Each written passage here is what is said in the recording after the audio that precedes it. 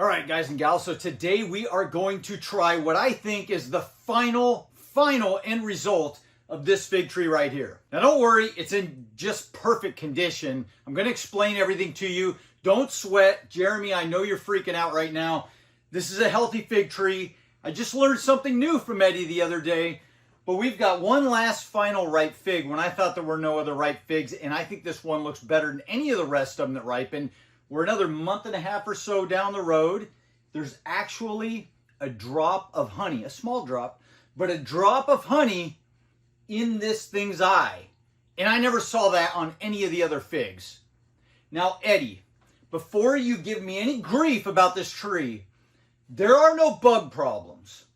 This thing is doing what you said. It's in a state of dormancy right now. All right, so we're gonna try this thing. I've got my little plate and knife here. We've got our sensor that Eddie sent me, and there's the tree. Now, I know the last time you saw this, it was all flushed out with green growth, but it started entering a state of dormancy. I thought something was going on because I was neglecting it a little bit, but after listening to Eddie talk about his figs, he taught me something.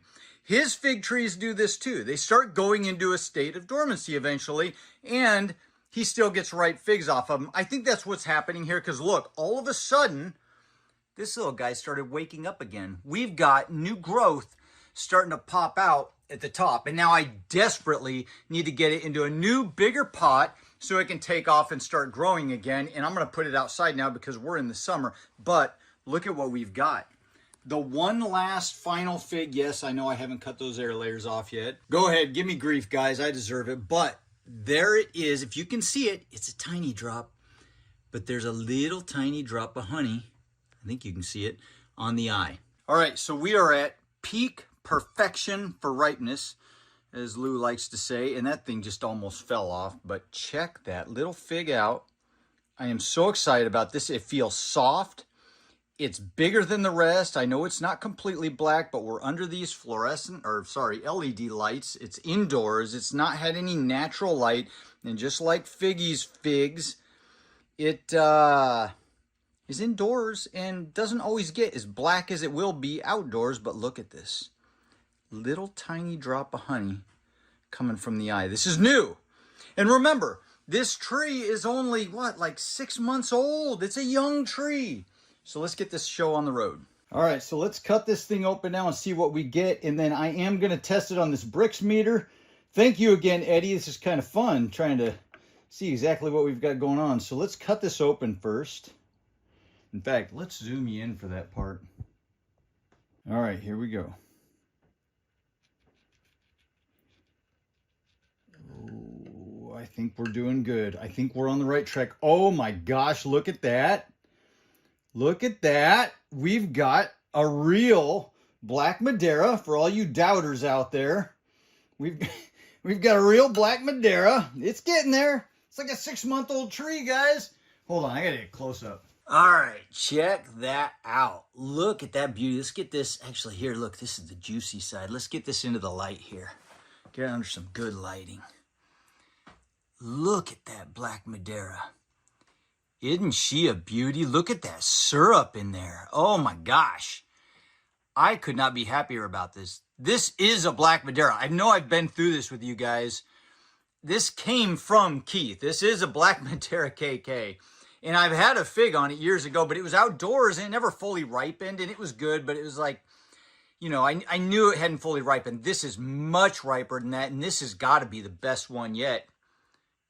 Jeremy, this is a Black Madeira KK, man. You're the only guy I'm trying to convince in all this. I know you didn't doubt me. But for some reason, I'm trying to convince you. I don't know why, because I'm insane like that. All right, this is it, the moment of truth. Here, let's get this real syrupy part. We're going to do like Eddie. We're going to mix all that in there. Geez, I could probably just get the syrup. Probably don't need to mix a whole lot of anything. And we're going to put it right on there. Try not to touch that glass in there. All right. Now, there's some seeds in there, but there we go. Now, one thing I did learn about this last time is, oh man, I'm excited about that. Look at that, jeez. The one thing I did learn about this last time is that there's too much light coming from the LEDs down onto this, and I've got to cover this to get accurate results. Okay, so let's do that now. I'm gonna cover this guy, and we're gonna hit read and see what we get. 26.9. Look at that. Let's try to cover it more. See if we get something different. 26.9. There it is. I think that's a good reading. That's kind of the reading I'm seeing Eddie getting. All right, this is the moment of truth. Here it is. The final right fig for now. We'll come back to this. Don't worry. This fig's not going away. This is it. Hold on one second. The moment you've been waiting for. Lou Monte wanted a drum roll. Come on, guys. Drum along with me. Check this out. We're going to see right now. I don't know how many of you want to watch me eat food, but here we go.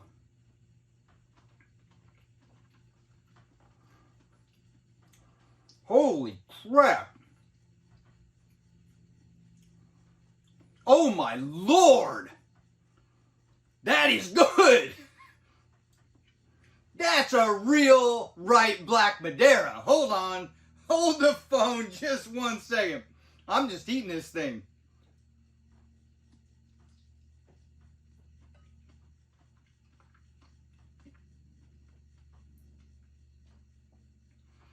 Holy cow, that's good. Oh my gosh. That's one of the best figs I've ever had in my life. The only thing that has come close to that are those figs that the fig hunter, Dave, down in California sent me, that little box. I did a video on that.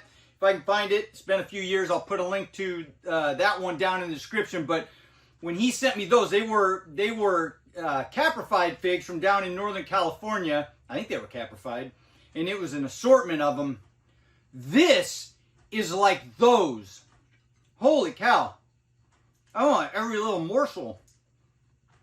Oh, hell, I'll just swallow the stem. Who cares? Damn. Geez, I can't say that on YouTube. Dude, that is awesome. Holy cow. I am more sold on indoor fig growing than ever. Okay, I don't know what else to say to you guys. Eddie, I got to say it one last time. I mean, I had so much fun with this past winter. God, why can't I have like 10 more on there, man? Those little guys are falling off. There's a couple. I got to get this thing outside, though. I got to get it in a pot. Okay, I'm excited for next winter. Or the end of this summer. I don't know. Whatever we find out. But I had a lot of fun growing these. There's that ADHD again, Mark. I had a lot of fun growing this through the winter and having all these little fun projects and experiments. And it didn't end so exciting for me because those figs a month and a half, 2 months ago, whenever it was, they just weren't tasting like I wanted them to. They still tasted that standard figgy flavor that everybody's trying to get past, or the berry flavored people are trying to get past. And this one didn't. This convinced me more now than ever. The flavor is there. The sugar content is there. 26.9, I think. That was good. It was juicy. It was jammy. It tasted like berries. It was really, really good. It was right up there with that Bordesat Negra Ramada that I had, the one that I got outdoors here to ripen, and it was because I started it indoors way early, like January or something like that. But it rivaled that. This was a good fig. I can't even imagine what this would do outdoors, grown in ground in my area. And I've got plans for something like that. For those of you who want to see something really cool, it's going to take a few years, but we're headed down a path because I've got it set in my mind. We're going to do it. We are going to build probably about a 12 by 12, something this size, grow room. It's going to be out of hoops. It's not going to be the most expensive structure on the planet. I think it's going to be out of hoops. It's going to be out of the 12-foot hoops like I got my rhododendrons in now. And I think if we build something 12 by 12 and we plant one of these right in the center of that thing, It'll give me room to walk around it, and that's all it's going to be in there. That fig in the ground, 12 by 12. I'm putting a space heater out there. I'm putting a dehumidifier out there. We are going to completely control the climate. And my other thought on this is, if I can make the sides roll up all the way to the very peak and leave a netting behind, right? This is all going to be easily managed.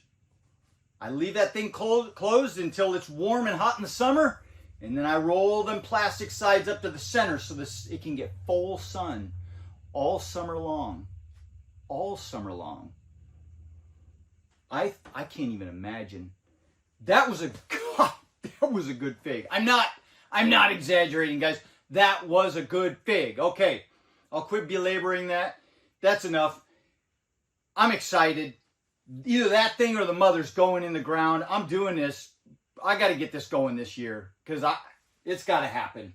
That was a good fig. That was worth, that's what I wanted to see. I kind of wanted to use this as an experiment and see if this was worth planting this thing in ground here. This will never ripen outdoors in my area, but if I can control the environment, it's worth building all of that for this one tree. That was a good fig.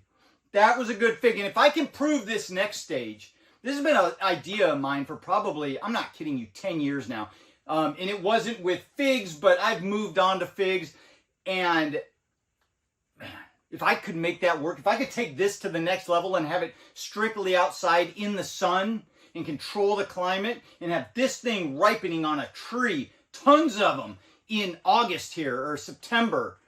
Oh my Lord, that's the end of the game. That's the end of the game. And anybody else could just follow what I do and get the same results in their area. They just got a little plot of land outside their back door. That's all they need. Now this is great for apartments. You guys got it. You got to get into this. I just did this indoors under LED lights.